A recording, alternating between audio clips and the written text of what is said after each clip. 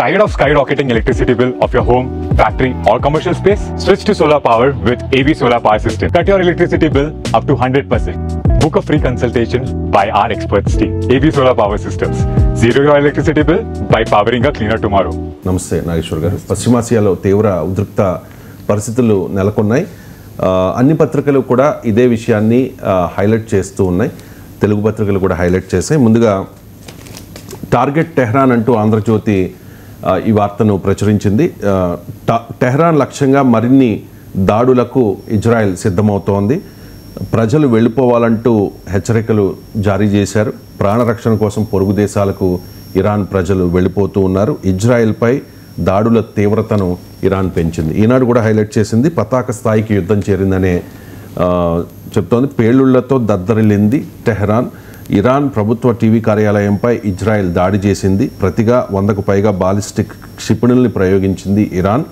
America దౌత్య కార్యాలయాన్ని తాకిన క్షిపణి పశ్చిమాసియాలో విమానాశ్రయాలను కూడా మూసివేశారు. సో ప్రొఫెసర్ గారు, ఇరాన్ ఇజ్రాయెల్ల మధ్య యుద్ధం ఎంతటి ప్రమాదకర స్థాయికి చేరింది, ఏంటి పరిష్కారం అంటే ఏం చెప్తారు సార్? అంటే ఇప్పుడు ఇక్కడ మనకు స్పష్టంగా అర్థమవుతుంది, ఇజ్రాయెల్ దాడి చేస్తోంది. నిజమే, ఇజ్రాయెల్ ఎయిర్ సుపీరియారిటీ అంటే గగనతలంలో ఆధిక్యతను క్లియర్గా సాధించింది, అనుమానం లేదు. ఎందుకంటే మీరు ఇరాన్ పైన ఇజ్రాయెల్ దాడుల్ని, ఇజ్రాయెల్ పైన ఇరాన్ దాడుల్ని కనుక ఎనాలిసిస్ చేస్తే క్లియర్గా ఇజ్రాయెల్ ఇరాన్ పైన ఎయిర్ సుపీరియారిటీని సాధించింది. అందుకే వాళ్ళ ఆర్మీ చీఫ్ని చంపగలిగారు, Iranian revolutionary guards commander in చీఫ్ని చంపగలిగారు, అలాగే ఇరాన్ న్యూక్లియర్ సైంటిస్టులను చంపేయగలిగారు, ఇరాన్ గ్యాస్ ఫీల్డ్స్ పైన, మిలిటరీ ఇన్ఫ్రాస్ట్రక్చర్ పైన, న్యూక్లియర్ ఫెసిలిటీస్ పై కూడా అటాక్ చేయగలిగారు. ఇది క్లియర్గా అర్థమవుతుంది. ఈ వార్లో ఇజ్రాయెల్ ఎయిర్ సుపీరియారిటీ సాధించింది. కానీ అదే సమయంలో ఇరాన్ కూడా మళ్ళీ అటాక్ చేస్తుంది. మీరు మనం వీళ్ళ పత్రికల్లో చూస్తే అది కూడా కనబడుతుంది. టెల్ అవీవ్ సమీపంలోని ఒక రీసెర్చ్ సెంటర్ పైన ఇరాన్ దాడి చేయగలిగింది. ఒక ఈవెన్ ఆయిల్ ఫెసిలిటీ పై కూడా ఇరాన్ దాడి చేయగలిగింది. ఇప్పటికీ ఈ దాడుల్లో 70కి పైగా మోర్ దెన్ 70 ఇరానియన్స్ చనిపోతే 24 ఇజ్రాయలీస్ కూడా చనిపోయారు. సో క్లియర్గా బ్యాటిల్ ఫీల్డ్లో ఇజ్రాయెల్ అడ్వాంటేజ్ ఉన్నా ఇరాన్ కూడా రెసిస్ట్ చేయగలుగుతుంది, డిటర్ చేయగలుగుతుంది. డిటరెన్స్ అంటారు లాంగ్వేజ్ ఆఫ్ స్ట్రాటజిక్ అఫైర్స్లో. సో ఇజ్రాయెల్ సుపీరియారిటీ సాధిస్తోంది బ్యాటిల్ ఫీల్డ్లో, కానీ ఇరాన్ మాత్రం కెన్ ఎన్ష్యూర్ డిటరెన్స్. సో దీన్ని బట్టి మనకు అర్థమవుతుంది ఏంటి, ప్రతిసారి ఇదొక సైకిల్ లాగా జరుగుతుంది. అంటే ఇజ్రాయెల్ ఏమో తన సుపీరియారిటీని ప్రదర్శించుకుంటూ వెళ్తోంది, ఇరాన్ ఏమో తన డిటరెన్స్ కేపబిలిటీని ప్రదర్శించుకుంటూ వెళ్తుంది. ఈ 2 సార్లు ఇలా జరిగినప్పుడల్లా వార్ ఇంకొక స్థాయికి క్వాలిటేటివ్గా పెరుగుతూ వస్తుంది. దాన్నే స్ట్రాటజిక్ అఫైర్స్ భాషలో హయ్యర్ ఎస్కలేషన్ అఫెన్సివ్ అంటారు. అంటే క్షణక్షణానికి అంటే ఇజ్రాయెల్ తన సుపీరియారిటీని బ్యాటిల్ ఫీల్డ్లో చూపెట్టుకుంటూ దాడులు చేయడం, తన డిటరెన్స్ కేపబిలిటీని చూపెట్టుకుంటూ ఇరాన్ రెసిస్ట్ చేయడం. ప్రాసెస్లో ప్రతిసారి కూడా what is happening is escalation. అంటే 2 దేశాల మధ్య ఘర్షణ ఒక మరింత తీవ్ర స్థాయికి చేరుతోంది. ఇలా చేరినప్పుడు అది ఎక్కడికి రీచ్ అవుతుంది, నోబడీ నోస్. అది ఎటువైపైనా వెళ్ళచ్చు. కానీ దీని పరిణామాలు, పర్యవసనాలు ఏంటివి, ఎక్కడికి రీచ్ అవుతుంది అనేది స్పెక్యులేషను. పరిణామాలు, పర్యవసనాలు ఏమి అవుతున్నాయి అనేది ప్రజెంట్ అండ్ ఫ్యూచర్ 2, వర్తమానము భవిష్యత్తు కూడా. సో ముందు ఏంటి పరిణామాలు, పర్యవసనాలు మాట్లాడుకొని తర్వాత ఎక్కడికి పోవచ్చు అనేది మాట్లాడదాం. పరిణామాలు, పర్యవసనాలు కనుక చూస్తే క్లియర్గా diplomatic solution to the Iran nuclear issue, అంటే ఇరాన్ అణు సమస్యకు పరిష్కారం, దౌత్యపరమైన పరిష్కారం ముగిసిపోయింది. ఇజ్రాయెల్ దాడుల వల్ల ఇట్ హాస్ కిల్డ్. ఒక రకంగా ఇజ్రాయెల్ పెంచి పోషిస్తున్న అమెరికా అధ్యక్షుడైన ట్రంప్ మొదలుపెట్టినటువంటిది 5 రౌండ్లు ఇరాన్ న్యూక్లియర్ ఇష్యూ పైన చర్చలు జరిగాయి. 6వ రౌండ్ చర్చలకు ముందు ఈ అటాక్ జరిగింది. అంటే ఇప్పుడు ఏమని అనుకోవాలి, ట్రంప్ ప్రయత్నాలని ఇజ్రాయెల్ దెబ్బతీస్తుందని అనుకోవాలా, లేదా ట్రంప్ డబుల్ గేమ్ ఆడుతున్నాడు అనుకోవాలా, లేదు ఇజ్రాయిల్ అమెరికాకు వినకుండా పట్టించుకోకుండా చేస్తుంది అనుకోవాలా? పట్టించుకోకుండా చేస్తుందని అనుకోలేము. ఎందుకంటే ఇజ్రాయిల్ దాడుల్ని ట్రంప్ సమర్థించాడు. మాకు తెలియదు, మాకు సంబంధం లేదు అంటూనే సమర్థించాడు. అందువల్ల ట్రంప్ను పట్టించుకోకుండా డిస్ఒబే చేస్తూ అమెరికాను ఒక రకంగా అవిధేయత ప్రకటిస్తూ ఇజ్రాయిల్ చేసిన పని కాదు. అంటే అర్థం ఏంటి? మరి డబుల్ గేమ్ అన్నా అయి ఉండాలి.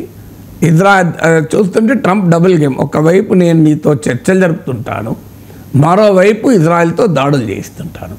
అంటే ఈ డిప్లొమాటిక్ సొల్యూషన్కు ట్రంపే వ్యతిరేకమా, లేదా ఇలా దాడులు చేస్తే ఇరాన్ కాళ్ళ బేరానికి వస్తుందని వ్యూహమా?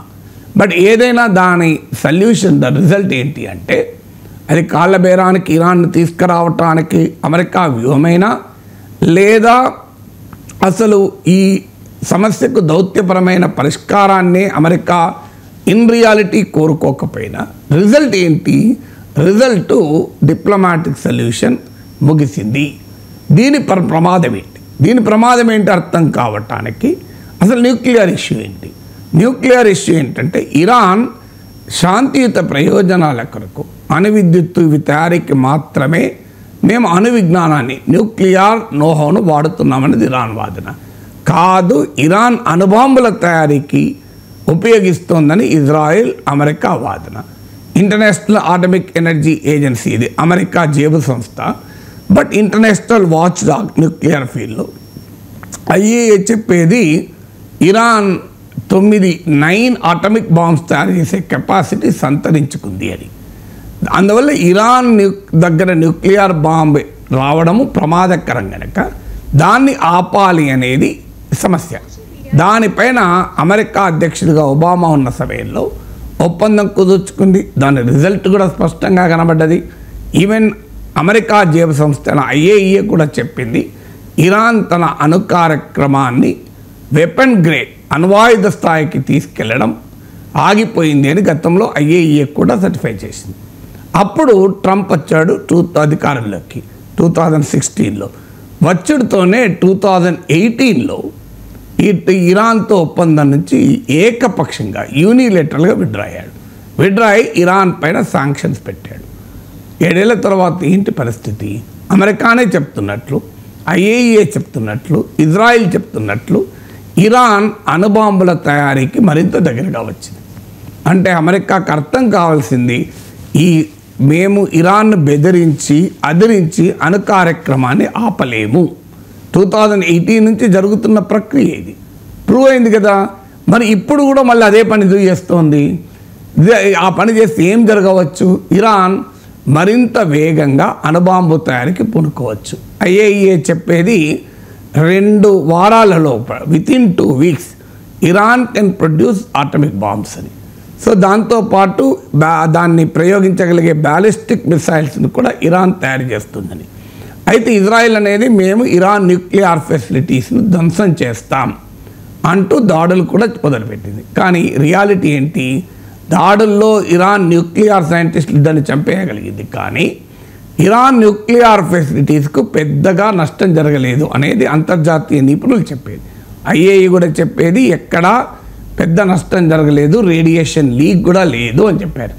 ఎందుకంటే ఫస్ట్ జరిగేది ఒక దాడి జరిగితే ఇమీడియట్గా ఎక్కడో ఒక చోట రేడియేషన్ లీక్ ఉంటుంది, లేదు అన్న. దీనికి కారణం ఏంటి అంటే గ్లోబల్ ఎక్స్పర్ట్స్ చెప్పేది ఇరాన్ తన న్యూక్లియర్ వెపన్స్ను దేశంలోని ఒక్కచోట కాకుండా అనేక చోట్ల డిస్పర్స్ చేస్తుంది జాగ్రఫికల్గా.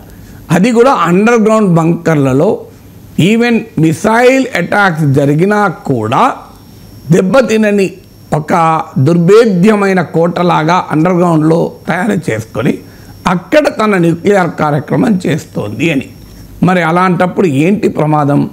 ఇప్పుడు ఏ లక్ష్యంతోనైతే ఇరాన్ పైన దాడులు చేస్తున్నారో ఆ లక్ష్యంలో నెరవేరే అవకాశమే లేక ఇరాన్ ఆల్రెడీ న్యూక్లియర్ చర్చల్లో మేము ఇక పాల్గొనము అని ప్రకటించేసింది. అలాగే న్యూక్లియర్ నాన్ ప్రొలిఫరేషన్ ట్రీటీ, అణ్వస్త్ర నిరోధక ఒప్పందం పై నుంచి మేము వైదొలుగుతున్నామని చెప్పారు. అంటే ఇక అర్థం ఏంటి? ఇరాన్ తనకు తానుగా ఇక వెపన్స్ తయారు చేస్తానికి స్వేచ్ఛను పొందింది. అఫ్కోర్స్ ఇరాన్ ఇంకా చెప్తోంది మా లక్ష్యం అణ్వాయుధాలు కాదు అంటోంది. కానీ రియాలిటీలో జరిగేది ఇరాన్ మరింతగా అణ్వాయుధ సామర్థ్యం వైపుగా అమెరికా వైఖరి ఇజ్రాయెల్ దాడులు ప్రోత్సహిస్తున్నాయి. అసలు ఇజ్రాయెల్ దగ్గర అణ్వాయుధాలు పెట్టుకొని ఇరాన్ అణ్వాయుధాలను అటాక్ చేస్తామనే వరకు ఇజ్రాయెల్ హిపోక్రసీ బయటపడుతోంది. అలాగే మీకు ఇరానేమో ఎన్పిటిలో సభ్య దేశము, ఇప్పుడు ఎన్పిటి నుంచి ఉపసంహరించుకుంటుంది. ఇజ్రాయెల్ అసలు ఎన్పిటిపై సంతకమే చేయలే. సో ఇవాళ ఇరాన్ నువ్వు ఎన్పిటి నుంచి వెళ్ళిపోతున్నావు ఎలా చెప్తారు? ఇజ్రాయెల్ సంతకమే చేయలే కదా. సో అందువల్ల క్లియర్గా ఇరాన్ న్యూక్లియర్ ప్రోగ్రామ్ను మరింత ప్రమాదకర స్థాయికి ఈ దాడులు తీసుకొస్తున్నాయి. ఇది మనకు క్లియర్గా కనబడుతుంది. ఇక ఇరాన్ న్యూక్లియర్ సమస్యకు దౌత్యపరమైన పరిష్కారం, డిప్లొమాటిక్ సొల్యూషన్ లేకుండా చేస్తోంది. ఈ రెండు జరిగినప్పుడు మరి ఏం చేస్తుంది Israel? What should it do next? ఇక ఎన్ని దాడులు చేసినా ఇంతవరకు మీకు గాజాలో హమాస్నే నాశనం చేయలేకపోయినాయి ఇజ్రాయెల్. ఇరాన్ ఎట్లా నాశనం చేస్తుంది? మరి ఇన్ని దశాబ్దాల నుంచి లెబనాన్లోని హిజ్బుల్లాపై దాడులు జరుపుతూనే ఉంది. ఒక నాయకుని తర్వాత మరో నాయకుని చంపేస్తే ఉంది. హిజ్బుల్లా అంతమైందా? ఇవాళ కాదు కదా, కొన్ని డికేడ్స్ నుంచి నడుస్తుంది ఇజ్రాయెల్ హిజ్బుల్లా వార్. ఇప్పుడు హమాస్ని ఇన్ని ఏళ్ళ నుంచి, ఇప్పుడు 2 ఏళ్ళ దాడులు జరగబట్టి Hamas leadership Ismail Haniyeh, Yahya ఇలా ఒకరి తర్వాత ఒకటి చనిపోతున్నారు, కానీ హమాస్ అయితే అంతం కాలే. మరి హమాస్ను హిజ్బుల్లాను అంతం చేయలేకపోయారు. హూతీలను అమెరికా దాడులు చేసినా హూతీలు అంతం కాలే. మరి ఈ తాలిబాన్ల పైన అంత పెద్ద యుద్ధం అమెరికా చేస్తేనే తాలిబాన్ అంతం కాలే. మరి ఎలా ఇరాన్ అంతం చేయగలుగుతారు? అమెరికాతో పోలిస్తే తాలిబాన్ బలమైందా? ఇజ్రాయిల్తో పోలిస్తే మీకు హిజ్బుల్లా హమాస్లు బలమైనవా? హూతీలతో పోలిస్తే అమెరికా బలమైందా? మరి ఎందుకు అమెరికా హూతీలను అంతం చేయలేకపోతుంది? ఇజ్రాయిల్లో హిజ్బుల్లాను అంతం చేయలేకపోయింది, ఇజ్రాయిల్ హమాస్ను అంతం చేయలేకపోయింది, అమెరికా తాలిబాన్ అంతం చేయలేకపోయింది. What are the reason? ఇది కనుక అర్థమైతే మనకు ఇరాన్ కూడా అంతం చేయగలుగుతుంది. వీళ్ళు ఇప్పుడు నేను చెప్పిన తాలిబాన్, హిజ్బుల్లా, ఈవెన్ హమాస్, హూతీల కన్నా కూడా ఇరాన్ బలమైంది. ఇరాన్ మరింత బలమైన దేశం. అందువల్ల అంతం చేయడం అనేది అంత సులభం కాదు అనేది క్లియర్గా అర్థమవుతుంది యుద్ధ భూమిలో. అప్పుడు ఇజ్రాయెల్ ఏం చేయవచ్చు? అప్పుడు కోవర్ట్ ఆపరేషన్స్ మొదలు పెడతారు. అంటే ఇరాక్లో సద్దాం హుస్సేన్ లేపేసినట్లు, మీకు లిబియాలో కల్నల్ గడాఫీని లేపేసినట్లు, సిరియాలో బషర్ అల్ అసద్ ప్రభుత్వాన్ని కూల్చినట్లు, ఇరాన్లో ఉన్నటువంటి అధికార వ్యవస్థను కూల్చాలి అన్నది ఇజ్రాయెల్ లక్ష్యం. ఇప్పటి వరకు ట్రంప్ దాన్ని వద్దన్నాడు. నిన్న మనం మాట్లాడుకున్నాం, ట్రంప్ వద్దంటే ఆగింది అని.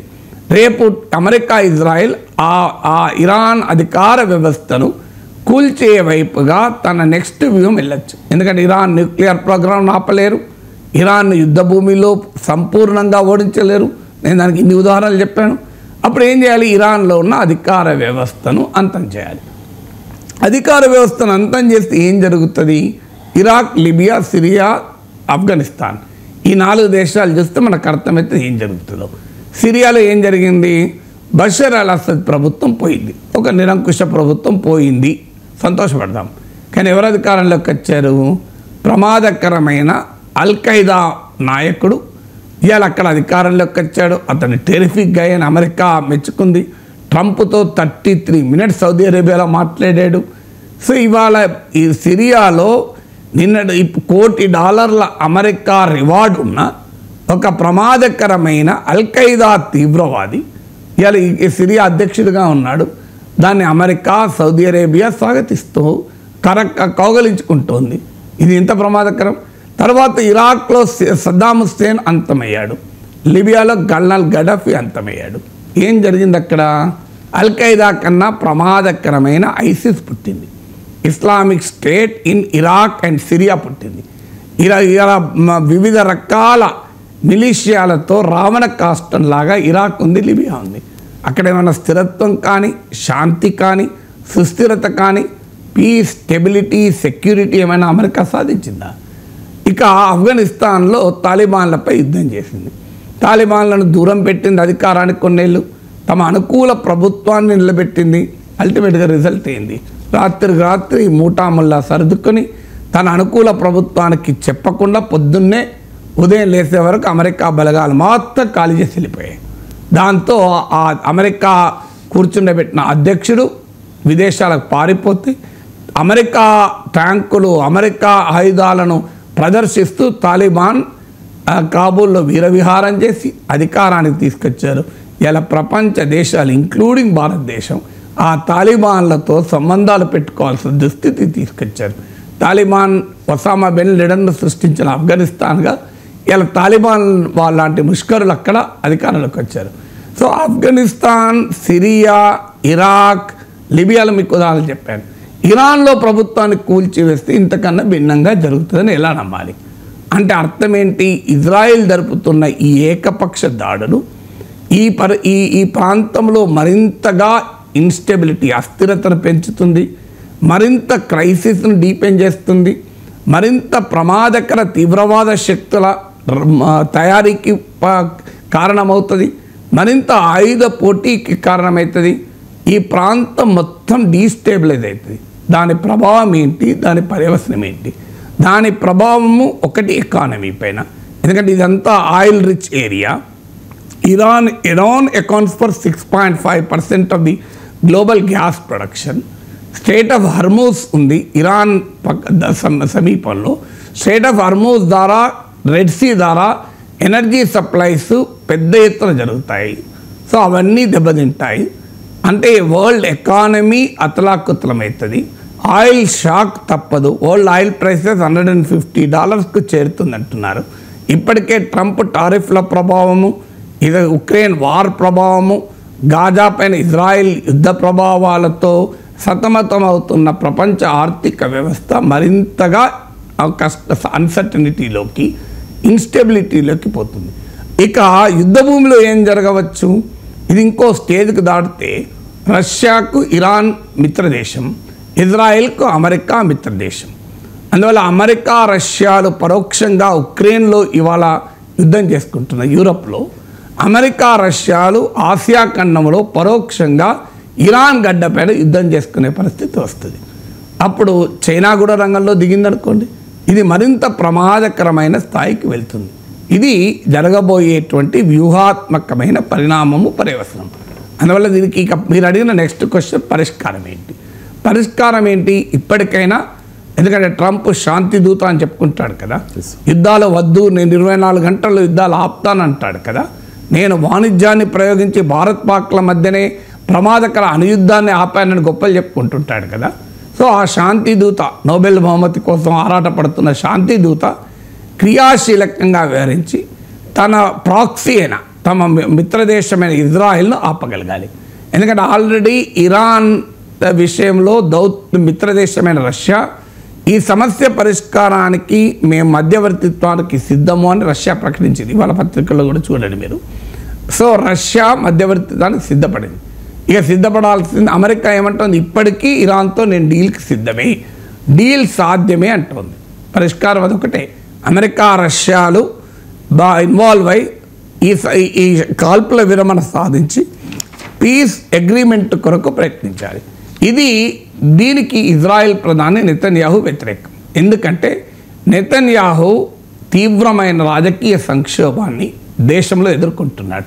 ఆయనకు వ్యతిరేకంగా ఇజ్రాయెల్లో పెద్ద ఎత్తున ప్రదర్శన జరుగుతున్నాయి. పార్లమెంటును రద్దు చేసి ఎన్నికలు జరపాలని డిమాండ్ వస్తోంది. ఈ మధ్య ఇజ్రాయెల్ పార్లమెంట్లో ఓటింగ్ జరిపితే 120 ఎంపీస్లో 61 ఎంపీస్ మాత్రమే ఎన్నికలు వద్దన్నారు. అంటే అంత నారోలో వెళ్ళిపోయింది. పాపులారిటీ రేటింగ్స్లో నెతన్యాహు పట్ల వ్యతిరేకత వ్యక్తమవుతుంది. మెజారిటీ ప్రజలు ఎన్నికలు కావాలని కోరుకుంటున్నారు. మెజారిటీ ప్రజలు ఒపీనియన్ పోల్స్ చెప్తున్నాయి. మిత్రపక్షాల నుంచి వ్యతిరేకత మొదలవుతోంది. సొంత పార్టీల నుంచి కూడా వ్యతిరేకత మొదలవుతుంది. ఈవెన్ ఇజ్రాయెల్ ఆర్మీ జనరల్స్ కూడా నెతన్యాహు విధానాన్ని వ్యతిరేకిస్తున్నాడు. ఆయన పైన అవినీతి ఆరోపణలు కోర్టు ముందుకు వచ్చాయి. అందువల్ల నెతన్యాహు అధికారంలో ఉండటానికి యుద్ధం చేయాలన్నది ఆయన విధానం. కనీసం అమెరికా ఇన్వాల్వ్ అయితే తప్ప నెతన్యాహు యుద్ధం ఆపడు. మీరు గమనించండి, హమాస్ పైన హమాస్ నాశనం చేశారు, ఆల్మోస్ట్ నాశనమైంది అన్నాడు. ఆయన యుద్ధం ఆగిందా? హిజ్బుల్లాతో ఒప్పందం చేసుకున్నాడు, ఆయన దాడులు ఆపుతున్నాడా? హూతీల పైన దాడులు ఆపుతున్నాడా? మీరు ఇరాన్ పైన దాడులు ఆపుతున్నాడు, అందరిపైన దాడులు చేస్తున్నాడు కదా. అందువల్ల ఇజ్రాయెల్ ప్రధానమంత్రి నెతన్యాహు సొంత రాజకీయ ఎజెండాలో భాగంగా ఈ యుద్ధాలు సాగుతున్నాయి. ఇది నేను చెప్పడం కాదు, ఇజ్రాయెల్లో ఉన్నటువంటి ఇప్పుడు మాజీ ప్రధాని బెనెట్ అని, సో ఆయన నాయకత్వంలోని పార్టీ ఇప్పుడు ఒపీనియన్ పోల్ జరిపితే నెతన్యాహు నాయకత్వం లిక్విడ్ పార్టీకి 20 నుంచి 24 సీట్స్ మించి రావు. ఆయన నాయకత్వంలో కూటమికి 120 పార్లమెంట్ సీట్లు 50 మించి రావు అంటున్నారు. సో ఇప్పుడు ఎన్నికలు జరిగితే ఎవరు అధికారంలోకి వస్తారంటే మాజీ ప్రధాని బెనెట్ నాయకత్వంలోని కూటమి వస్తుంది. ఆయన కూడా చెప్తున్నాడు. సో ఇది Israel prime minister personal war ఇది అని, ప్రైవేట్ వార్ అన్నారు వాళ్ళు. దే కాల్ ఇట్, అంటే ప్రతిపక్షం ఇజ్రాయిల్లోనే, బయట కాదు, ఇది ప్రైవేట్ వార్ ఆఫ్ నెతన్యాహు అంటున్నారు. అందువల్ల నెతన్యాహు రాజకీయ ప్రయోజనాల కొరకు ఇజ్రాయిల్ను ప్రమాదంలో పెడుతున్నాడు. ఇది రేపు అమెరికా బేస్ల పైన ఇరాన్ దాడి చేస్తానని హెచ్చరిస్తోంది. అదే జరిగితే అమెరికా అనివార్యంగా యుద్ధ భూమిలోకి రావాలి. అమెరికా మిత్ర దేశాలను టార్గెట్ చేశారనుకోండి, సౌదీ అరేబియా, యుఏఈ, బహ్రెయిన్, ఖతార్లను ఇరాన్ టార్గెట్ చేస్తే అప్పుడు ఈ ప్రాంత రీజనల్ వార్గా మారుతుంది. అందువల్ల Israel prime minister Netanyahu political ప్రయోజనాల కొరకు ఇజ్రాయెల్ను, పశ్చిమాసియాను, ప్రపంచాన్ని ఇవాళ రిస్క్లోకి నెట్టివేస్తున్నాడు Netanyahu. Unless America acts solution లేదు. అందువల్ల it is the time for America to act.